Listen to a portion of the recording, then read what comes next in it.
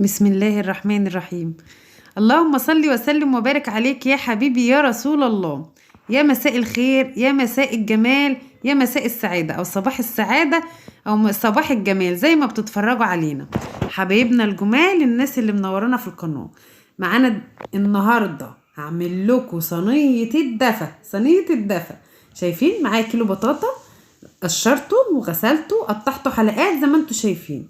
معايا عليه نص كوبايه ميه و3 معالق سكر، او ممكن تزودي السكر براحتك، يعني حابه تزودي السكر دي براحتك.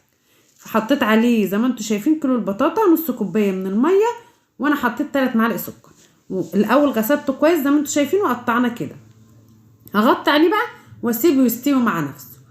تمام. البطاطا بتاخدش سوا يا جماعه خالص، يعني حوالي ربع ساعه تلت ساعه وهتلاقيها انهرت. لا هي كده لسه ما استوتش. انا قلت ابص عليها بعد 10 دقايق لقيتها لسه شويه، فقلت ايه اسيبها كمان شويه علشان انا عاوزاها النهارده تكون بصوا مهروسه بوريه، علشان النهارده هنعمل صينيه بطاطا كده، ونعمل لها شويه كريمه على الوش عسل كده. شايفين بوريها لكم اهي استوت ودابت مع نفسها، دابت بالهرسه بقى كده، وهرسيها هرستين وظبطيها كده. تعالوا نعمل لها طبقه كريمه حلوه كده وندلعها النهارده. معايا 3 كوبايات من اللبن.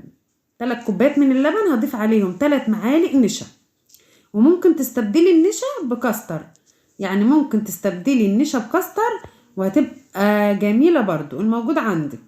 يبقى انا كده حطيت 3 كوبايات من اللبن، 3 معالق من النشا، هضيف برضو 3 معالق سكر. والسكر يا جماعه هنا حسب الرغبه، انت حابه تكتري تقللي براحتك. تمام. دوبي بقى كل ده على البارد، وبعد كده ايه هنشغل عليه النار. ممكن يا جماعه تعملي لها بشاميل، تحطي معلقه زبده عليها معلقتين او 3 دقيق وتضيفي اللبن عليها. دي برضو ايه البطاطا بالبشاميل. لكن انا قلت اعمل لها بقى ايه طبقه كريمه احلى بالكاستر او بالنشا الموجود عندك. تمام. البطاطا بتاعتنا يا جماعه استوت تمام، وخلي بالك بتستوي البطاطا بتنزل ميتها مع نص كوبايه الميه اللي فيها وبتستوي. بصوا بتدوب ما بتاخدش وقت زي ما انتوا شايفين. هرستها بقى، انزلي عليها كده بقى بالهراسه، هي بتبقى خلاص دابت، بس انا كمان بنزل عليها كده علشان ايه انعمها اكتر، علشان تبقى كده كلها ناعمه مع بعضها. وايدك برضو كده في الكريمه علشان ايه ما تنسيهاش وتكلكع منك. تمام كده خلاص. خدت القوام اللي انا عاوزاه، هقفل عليها النار بقى كده قوامها حلو وهسيبها تهدى مع نفسها. تعالوا نشوف هنضيف ايه. معلقه قرفه صغيره، دي معلقه قرفه صغيره. معلقه القرفه دي يا جماعه اللي مش حابب يضيفها ما يضيفهاش، بس صدقوني بتدي نكهه جميله جدا. طيب ديت معلقتين جوز هند. معلقتين جوز هند جميله جدا يا جماعه. برضه عندك مكسرات، عندك فول سوداني، عندك لوز بندق، اللي تحبيه اي مكسرات عندك، بس تكون كده يعني مجروشه وتحطيها. زبيب اللي ولادك بيحبوه تحطيه. حابه برضه تضيفي معلقه من الزبده في الوقت ده يبقى تمام. وقلبي بقى كل الدنيا دي كده مع بعضها، قلبها تقليبه كويسه كده. وبعدين هاتي بقى صينيه من عندك، اي صينيه. يلا بقى فضي كده ايه البطاطا كلها. اللهم صل وسلم وبارك عليك يا حبيبي يا رسول الله. يلا يا جماعه اللي وصل معانا لحد هنا كده يحط اللايك بقى ويكتب لنا كومنت حلو للبطاطا دي. هتعملي صينيه بطاطا جميله، ولو جايلك ضيوف هتبقى حلوه وهتشرفك. شايفين الثقه يا جماعه؟ الثقه لاني كلتها كانت جميله فعلا، فعشان كده بقولك بثقه. يعني هتعملوا صينيه بطاطا هتطلع معاكي عظمه. تمام. سويها بقى كده وبصوا ظبطوها الاول كده وفردها كويس كده في الصينيه، وبعد كده انزلي بقى بطبقه الكريمه اللي عملناها. زي ما قلنا يا جماعه ممكن تستبدلي النشا بكاستر، 3 معالق كاستر بدل 3 معالق نشا.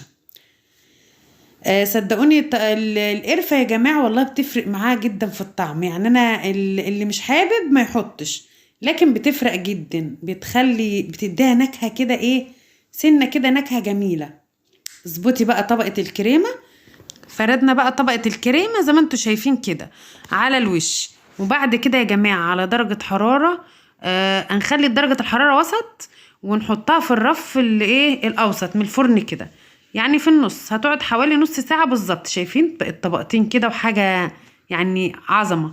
هنحطها بقى بالظبط، هتاخد نص ساعة وهتلاقيها اخدت وش معاكي ولون. شايفين كنت بخرجها من الفرن بعد حوالي نص ساعة بالظبط. يلا بقى كده ايه، نقطع حتة ونوريكم البطاطا بتاعتنا الجميلة اللي هتعملي بقى وتغيري وتنوعي.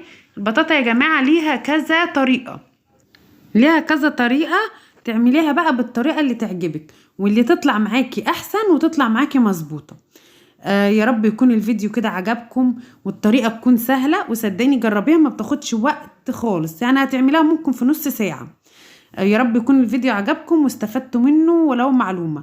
ولو وصلتي لحد هنا ما تنسيش بقى تحطي لايك يلا، وتكتبي كومنت حلو جميل للبطاطا بتاعتنا القمر اللي انتوا شايفينها دي، حاجة بقى سايحة ونايحة في بعضها كده. يلا هم يا جمل. يلا اشوف وشكم على خير، ما تنسوش تحطوا اللايك والكومنتات الكتير. مع السلامة.